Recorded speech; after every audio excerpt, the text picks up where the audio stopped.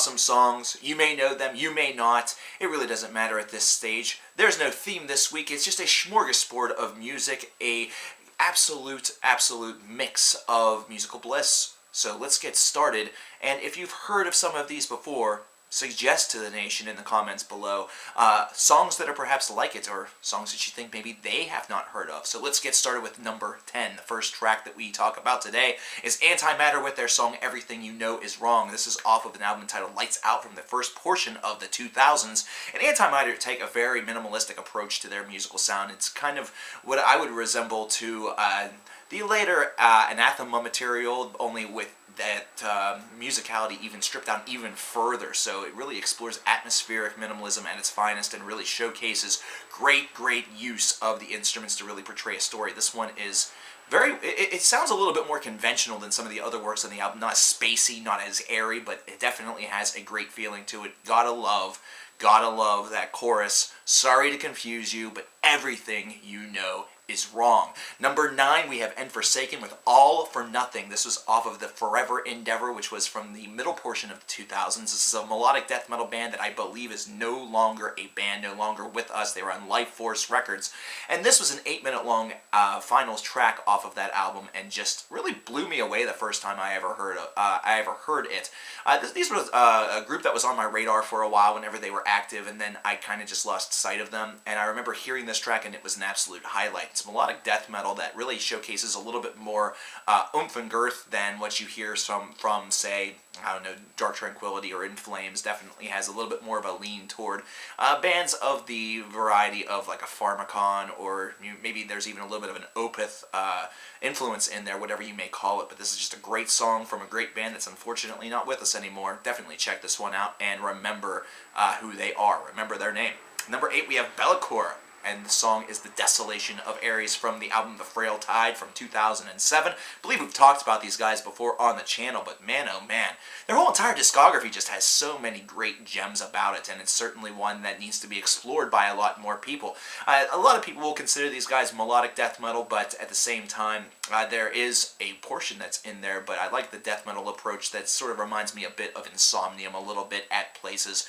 Definitely one where they just explore the genre as much as humanly possible. Very similar to End Forsaken, but Bellecour does it a whole heck of a lot more. They really showcase what they're able to do, not to mention their night and day philosophy between using the death metal to their advantage and then kind of slowing things down and taking things a little bit more slowly, and using acoustic guitars and other instruments to their advantage really makes them a band that's really to be reckoned with, that you really need to scope out and sample for yourself.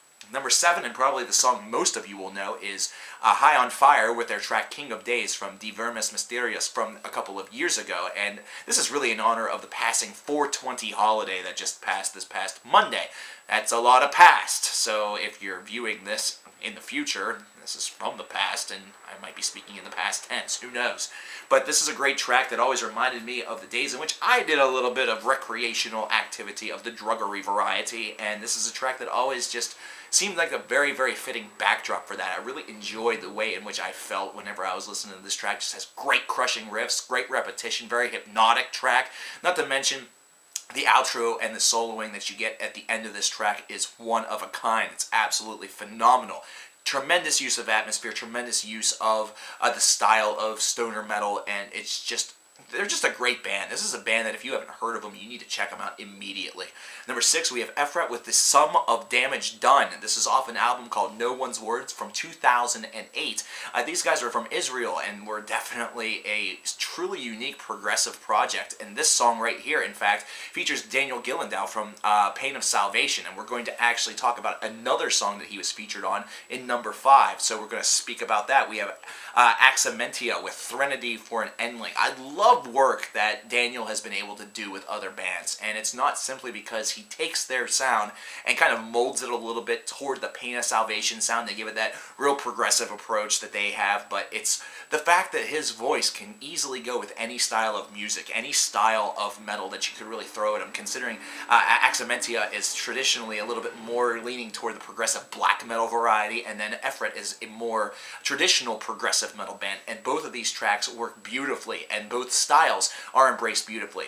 The Axamentia song definitely has a little bit more of that kind of sinister feel to it a little bit, although it's really, really beautiful at its forefront. It's just one that has a lot of beauty and kind of tortured beauty to it, whereas the Efrat song, The Sum of Damage Done, definitely has a little bit more of that epic prog rock opus feel to it. I think it actually is an opus. I think there's a surname of Silhouettes 1 through 5 or something or other.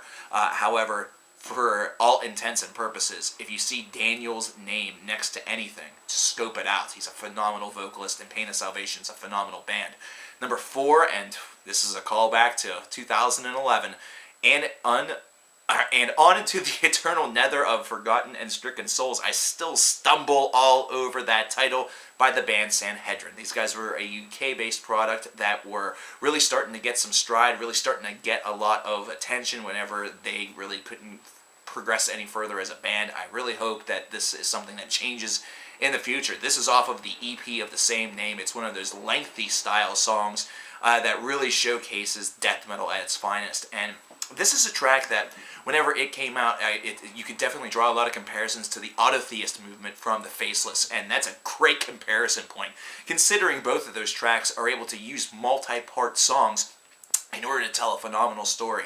The soloing in this is breathtaking. It's truly one of a kind, and the storytelling is top-notch. If you have not scoped this out, it's available on YouTube. Go over there immediately. Sanhedrin UK is the YouTube channel. Really easy to find. Listen to this song. You need to.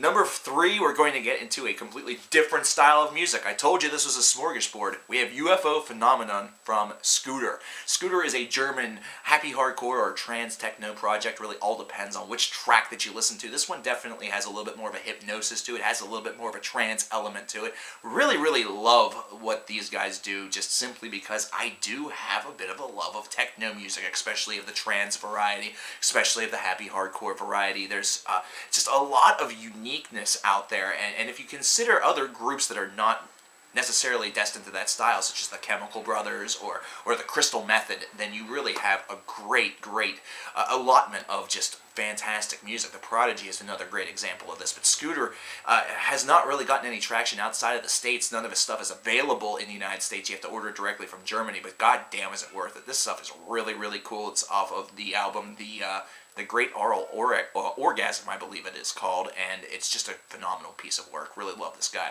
Number 2, we have a song from the VVV official soundtrack entitled Potential for Anything by Magnus Paulsen, or he is also known as Soul Eye. This is video game music, if you can believe it or not. Definitely has that old chip technology that's used to really give it a real vintage, real retro sound to it. But my lord, kind of like the Scooter song, you could imagine this being played in a club and people just going freaking nuts, although it'd be a really strange club. I imagine it's like a club full of video game characters, like Mario's over there, you know, dancing with glow sticks while Princess Peach is twerking over there for no good reason and Bowser's getting hard in the process. But man, this is a really cool game, but this song is just phenomenal. This is one thing that really keeps you coming back to a game that's not really all that, you know, it's not a long game, it's not a lengthy process, but the soundtrack to this game keeps you coming back, and you need that sort of energetic music in order to really give a replay value to a game that once you beat it, it's essentially the same puzzles over and over. But it's an addicting song, it's an addicting game, and it stands alone by itself very well as well. Number 1, Porcupine Tree with Voyage 34. We will explore this in depth whenever we start the Porcupine Tree discography, but I need to talk about this because similar to High on Fire, this is a good altered state song. This is one where you can definitely get into a different level of being, a different state of thought, and really just enjoy this one. This is essentially a track and an album that is all about an individual that is taking some substances and exploring sound in the process, and you can kind of see where the mental state is going via the music, going up and coming down. Really, really cool experiment that was done by Steven Wilson within the Porcupine Tree banner. Definitely does not sound like any of their other albums, so this is definitely a one-off, a one-of-a-kind beast that I highly recommend because it's such a cool experience. You don't even have to be in an altered state in order to listen to this and enjoy it. It's just that well executed. Well, there you go, ladies and gentlemen. 10 more awesome songs for you guys to digest. We're now up to 60 whenever it comes to this series. So we will have another one, which will be handpicked by you guys, as far as the theme is concerned, next week with episode number 7 for Fan Appreciation Week, which will be starting tomorrow. Unless you are viewing this tomorrow, then it's here. And if you're viewing this way in the future, then it's past. That's how past, present, and future works. Tenses are fun, so subscribe. Definitely check out the Facebook page. Get your suggestions and your comments over there, as well as in the comments box below, and I will talk to you guys later. Cover Killer Nation is going to rest his bones, because God, do they hurt.